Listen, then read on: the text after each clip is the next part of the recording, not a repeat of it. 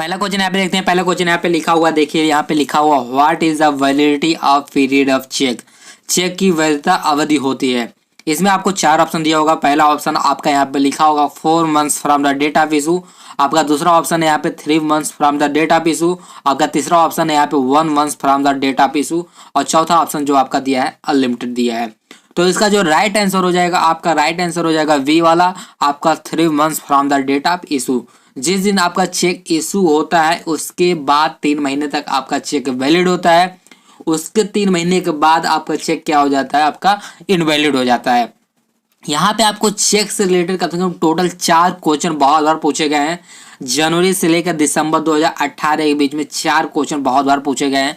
पहला क्वेश्चन हम लोग यहाँ पे डिस्कस कर चुके हैं।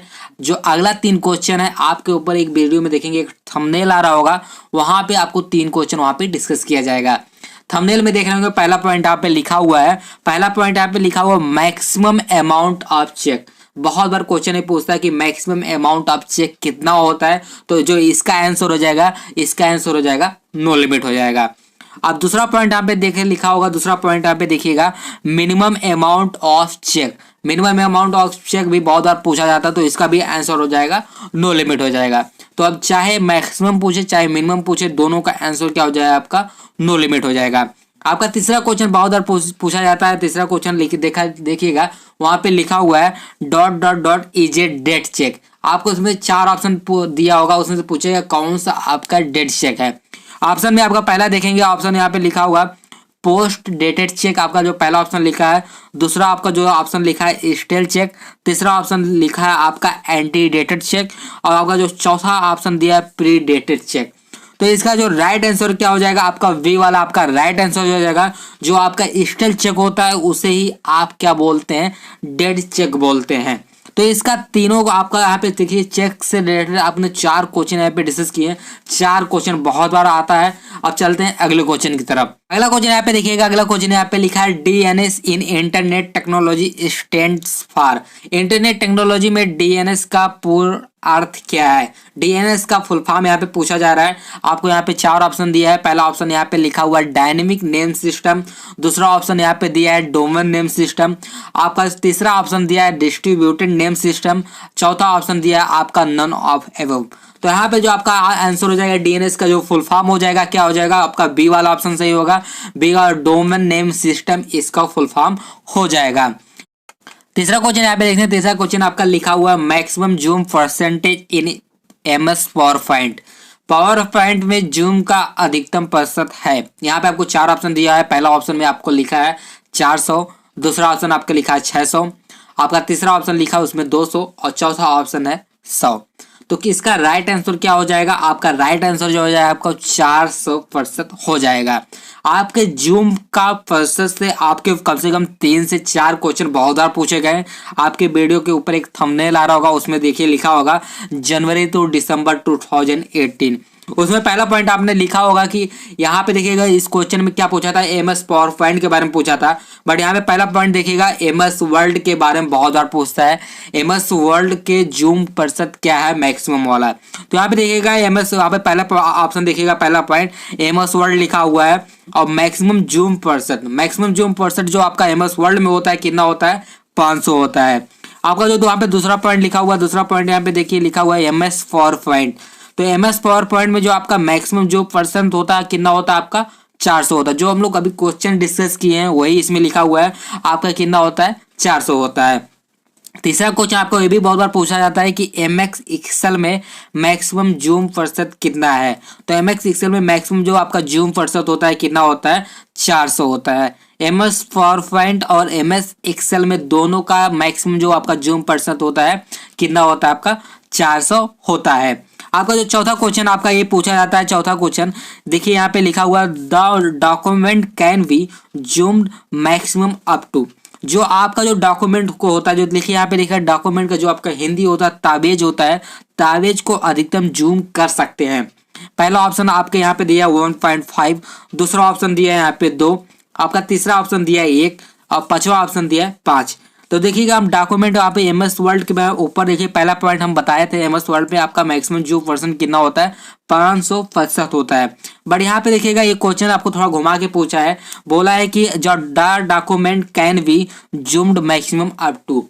तो यहाँ पे देखिएगा परसेंटेज पूछ नहीं रहा, बट कितने गुना हम जूम कर सकते हैं। तो 500 वहाँ पे प्रतिशत है, तो यहाँ पे गुना पूछ रहा है, तो हम लोग प्रतिशत ना करके डायरेक्ट उसको गुना करेंगे।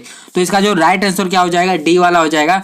इसका राइट आंसर क्या है, 5 गुना हम लोग वहां से जूम कर सकते हैं, चाहे 5 गुना बोलिए या तो 500% बोलिए, दोनों बात बराबर होती है। अगला क्वेश्चन डिस्कस करते हैं।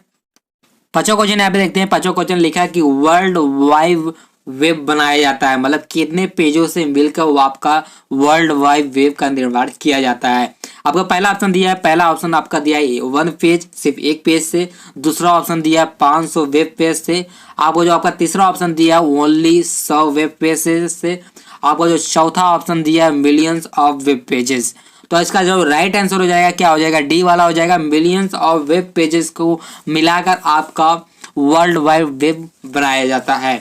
अगला क्वेश्चन है, अभी 6वां क्वेश्चन है, आप यहाँ पे देखिएगा लिखा हुआ है कि एक समय पर हम ईमेल की अधिकतम संख्या को डॉट डॉट को मिटा सकते हैं।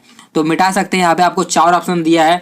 पहला ऑप्शन दिया ओनली 1, दूसरा ऑप्शन दिया ओनली 2, तीसरा ऑप्शन दिया मल्टीपल, चौथा ऑप्शन दिया है ओनली 3। तो हम कितने ईमेल को हम एक साथ इरेज कर सकते हैं या डिलीट कर सकते हैं। तो यहाँ पे देखिए जो आपका राइट आंसर क्या हो जाएगा, सी वाला हो जाएगा। एक साथ हम मल्टीपल ईमेल को हम डिलीट कर सकते हैं। अब यहाँ पे देखिएगा ईमेल बहुत ही इंटरेस्टिंग टॉपिक है और आपके ट्रिपल एग्जाम में कम से कम 8 से 10 क्वेश्चन इससे आता जरूर है। यहाँ पे देखेंगे आपके वीडियो पे एक थंबनेल आ रहा होगा, थंबनेल में यहाँ पे देखिए लिखा होगा जनवरी टू दिसंबर 2018। जनवरी से लेकर दिसंबर के बीच में जो भी ईमेल से रिलेटेड क्वेश्चन पूछे गए इस वीडियो में आपके डिस्कस किए जाएंगे।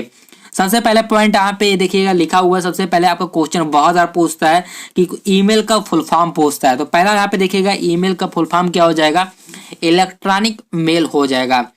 दूसरा क्वेश्चन आपका ये बहुत बार आता है कि ईमेल का आविष्कार किसने किया था। तो ईमेल के जो आविष्कार किए थे रे टॉमलिंसन ने किया था। उसके बाद तीसरा क्वेश्चन आपका ये आता है, वहां पे देखिए लिखा होगा, क्वेश्चन आपका ये बन के आता है कि सर्वप्रथम किस व्यक्ति ने ईमेल भेजा था। तो इसका राइट आंसर क्या हो जाएगा, सर्वप्रथम यहाँ पे देखिए रे टॉमलिंसन ही हो जाएंगे जिन्होंने ईमेल की खोज की थी। आपका चौथा ऑप्शन ये पूछता है कि आपका ईमेल में स्टोरेज कितना होता है। तो आपका यहाँ पे ईमेल में जो आपका स्टोरेज होता है कितना होता है, आपका 15 GB होता है। 5वां क्वेश्चन आपका ये पूछता है आपसे ईमेल से रिलेटेड कि क्या क्या चीजें हम अटैच कर सकते हैं ईमेल को सेंड करने के लिए। तो यहाँ पे देखिएगा अटैच हम यहाँ पे टेक्स्ट कर सकते हैं, फोटो कर सकते हैं, ऑडियो कर सकते हैं, वीडियो कर सकते हैं, फाइल को अटैच कर सकते हैं। अब फिर उसके बाद अगला क्वेश्चन इससे रिलेटेड ये आ जाता है कि कितने मतलब कितना स्टोरेज तक अटैच कर सकते हैं। तो हम यहाँ पे देखिएगा 20 MB तक हम उसमें अटैच कर सकते हैं, 20 MB से ज़्यादा वहाँ पे अटैच नहीं कर सकते हैं ईमेल में। अगला क्वेश्चन ये आता है आपका ईमेल से रिलेटेड यहाँ पे CC का फुल फॉर्म पूछता है। तो CC का जो फुल फॉर्म हो जाएगा कार्बन कॉपी हो जाएगा। 7वां क्वेश्चन आपका ये पूछता है कि BCC का फुल फॉर्म पूछता है। तो BCC का जो फुल फॉर्म हो जाएगा ब्लाइंड कार्बन कॉपी हो जाएगा। अब यहाँ पे आपको इन दोनों के बीच में डिफरेंस को जानने की बहुत जरूरी है। CC और BCC क्या होता है। जब हम ग्रुप में मैसेज भेजते हैं तो वो मैसेज अन्य ग्रुप को भी पता चलता है कि ये मैसेज और किन लोगों को भेजा गया है। तो ये किसके अंतर्गत आता है, आपको कार्बन कॉपी के अंतर्गत आता है। दूसरा चीज आपका ब्लाइंड कार्बन कॉपी होता है। जब हम ग्रुप में मैसेज भेजते हैं तो ग्रुप के और सदस्य को ये नहीं पता होता है कि ये मैसेज और किन लोगों को भेजा गया है। तो यही डिफरेंस होता है आपका कार्बन कॉपी और ब्लाइंड कार्बन कॉपी में। उसके बाद यहाँ पे देखिए, अब यहाँ पे जो अगला थंबनेल यहाँ पे देखिए लिखा होगा 8वां को जो आपका क्वेश्चन आपका ईमेल से आता है, आपका आता है SMTP का फुल फॉर्म आता है। तो SMTP का जो फुल फॉर्म हो जाएगा सिंपल मेल ट्रांसफर प्रोटोकॉल हो जाएगा। और अगला क्वेश्चन आपका SMTP से ही आता है कि SMTP का यूज क्या करने के लिए होता है। तो मैसेज को क्या करने के लिए, सेंड करने के लिए यूज किया जाता है इस प्रोटोकॉल का। आपका 9वां पॉइंट यहाँ पे लिखा हुआ, 9वां पॉइंट आपका POP का फुल फॉर्म बहुत बार पूछा जाता है। तो POP का जो फुल फॉर्म हो जाएगा क्या हो जाएगा, पोस्ट ऑफिस प्रोटोकॉल हो जाएगा। अगला क्वेश्चन पीओपी से ये बनता है कि कौन सा मतलब मैसेज को रिसीव करने के लिए किस प्रोटोकॉल का प्रयोग किया जाता है, तो किस प्रोटोकॉल का प्रयोग किया जाता है, पोस्ट ऑफिस प्रोटोकॉल का प्रयोग किया जाता है। ईमेल से जो आपका 10वां क्वेश्चन आपका ये बनता है कि यहाँ पे देखिएगा लिखा हुआ है आपका जो ईमेल एड्रेस बनता है किन चीजों से मिलके बना होता है।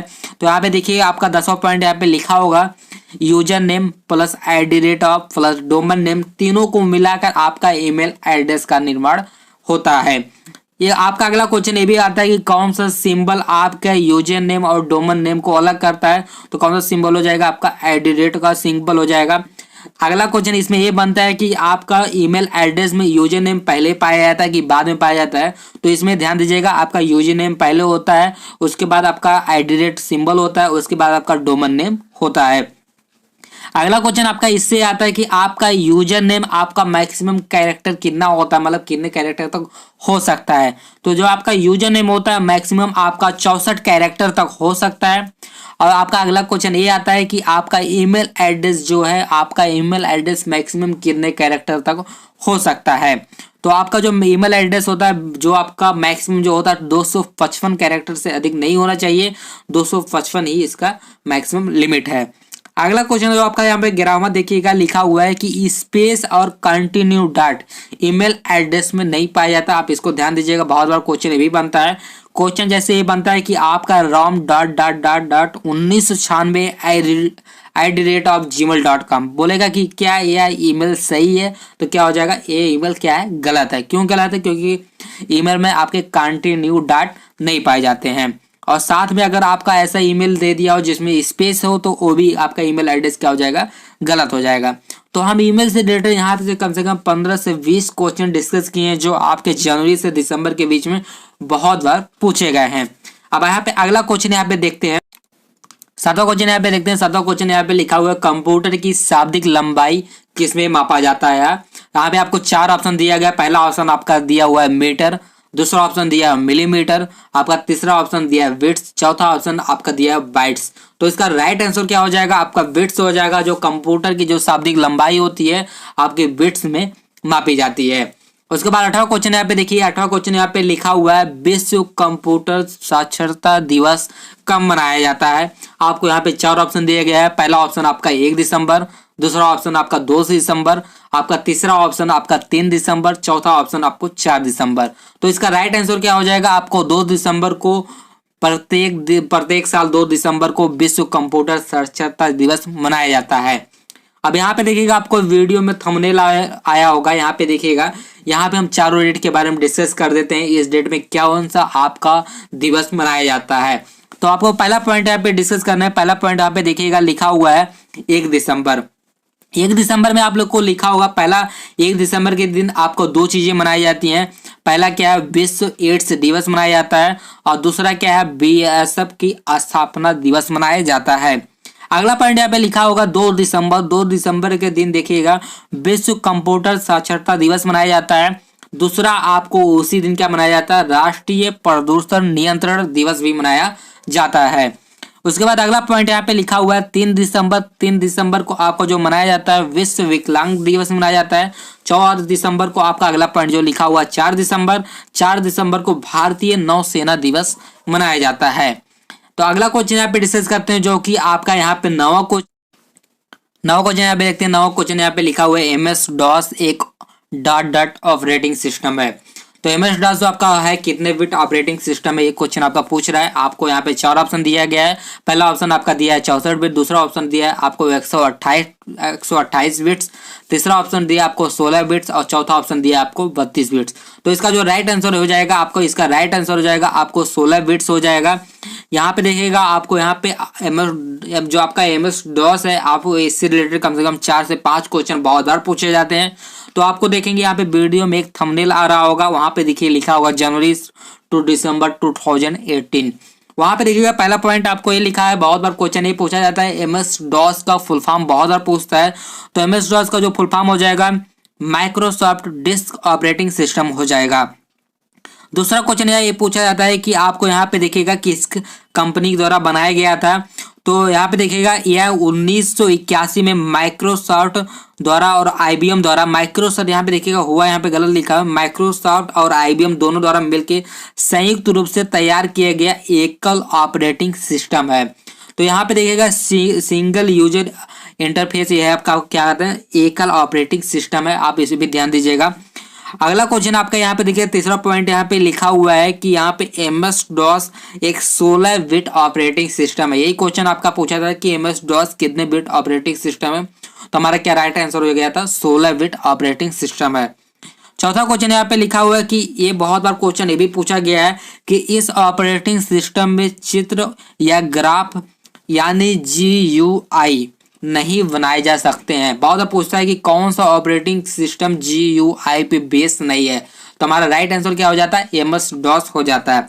अब यहाँ पे GUI का फुल फॉर्म बहुत बार पूछता है, तो उसको भी यहाँ पे डिस्कस करते हैं। तो GUI का जो फुल फॉर्म हो जाएगा ग्राफिकल यूजर इंटरफेस, इसका फुल फॉर्म हो जाएगा।